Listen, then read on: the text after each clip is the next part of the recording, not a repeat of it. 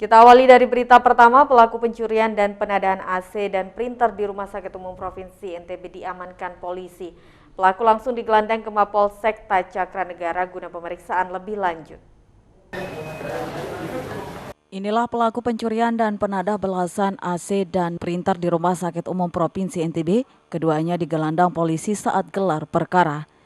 Selain mengamankan kedua pelaku, polisi juga mengamankan barang bukti belasan AC yang sudah dibongkar dan 1 unit mesin printer. Identitas pelaku Saderi alias Monyong 50 tahun dan Rihatono alias Tono 47 tahun, keduanya merupakan warga Babakan Sandubaya, Kota Mataram. Sudah berapa kali melakukan, Pak? 1 kali.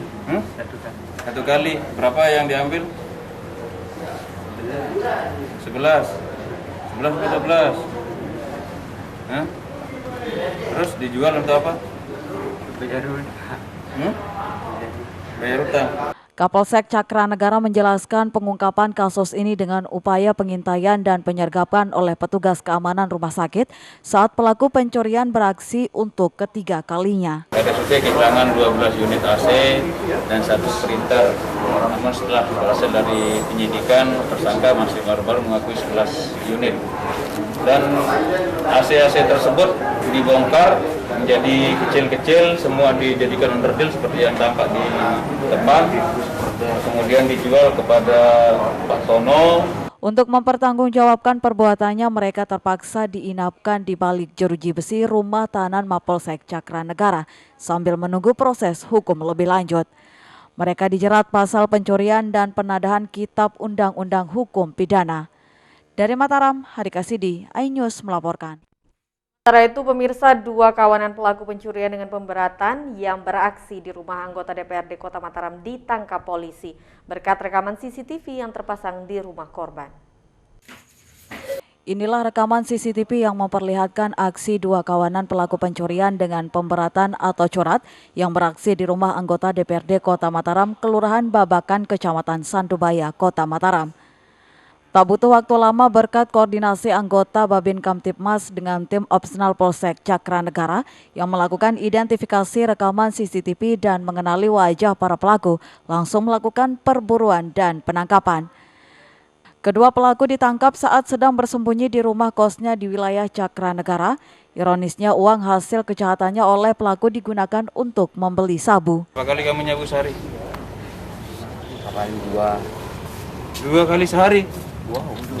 Ya. Kenapa nggak 3 biar kayak minum obat? Kan keren. Kamu? Namamu siapa? Zulkifli. Zulkifli alias? Eno. Kamu gunakan uang ini untuk apa? Bayar kos. Pakai bayar kos. Kamu kos di Mataram, tujuannya untuk apa? Di Cakra.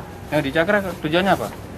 Saya namanya Sebagai home base untuk mencuri? enggak, mau kerja. Iya, kerja apa? Kerja malam di bola, ngojek. Kerja malam mencuri? Enggak, ngojek bola itu. Oh, sama aja lah. Aksi pencurian dan pemberatan oleh kedua terduga pelaku berinisial Aja alias Adi, 35 tahun, warga Turide, Kota Mataram, bersama GW 17 tahun masih di bawah umur, warga Sangkaryang, Praya, Lombok Tengah, dilakukan saat rumah korbannya Irwan Ardianto, anggota DPRD Kota Mataram, dalam keadaan sepi karena ditinggal kunjungan kerja ke Bali.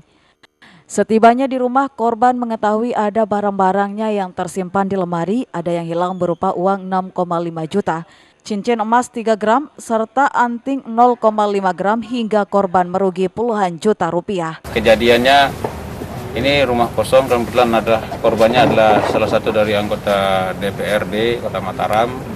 Jadi pada saat korban melakukan kunjungan kerja ke Bali, rumahnya dibobol. Setelah balik baru dia ketahui ada beberapa barang dan uang yang hilang.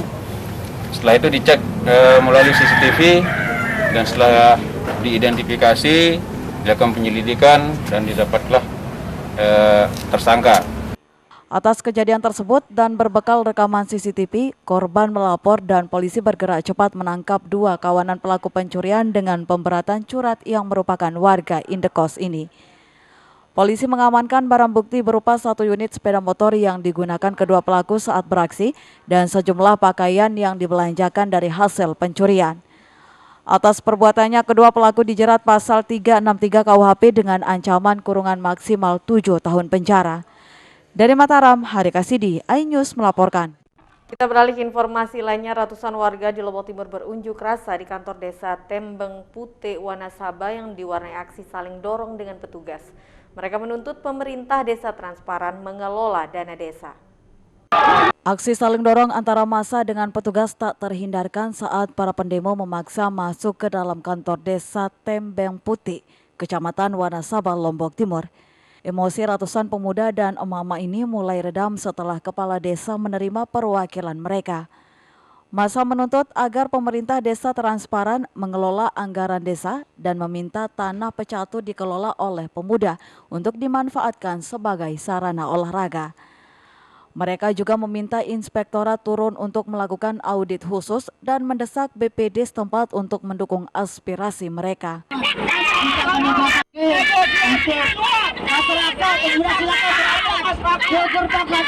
Setelah menyampaikan aspirasinya dan diterima kepala desa, massa kemudian membubarkan diri dengan tertib dikawal ketat aparat kepolisian dari Polres Lombok Timur. Dari Lombok Timur, Ramli Nurawang, iNews melaporkan. Rencana penyitaan aset milik pemerintah daerah Lombok Barat oleh Kejaksaan Agung Republik Indonesia disoroti anggota DPR, bahkan mendesak Pemda segera usut dugaan adanya permainan mafia.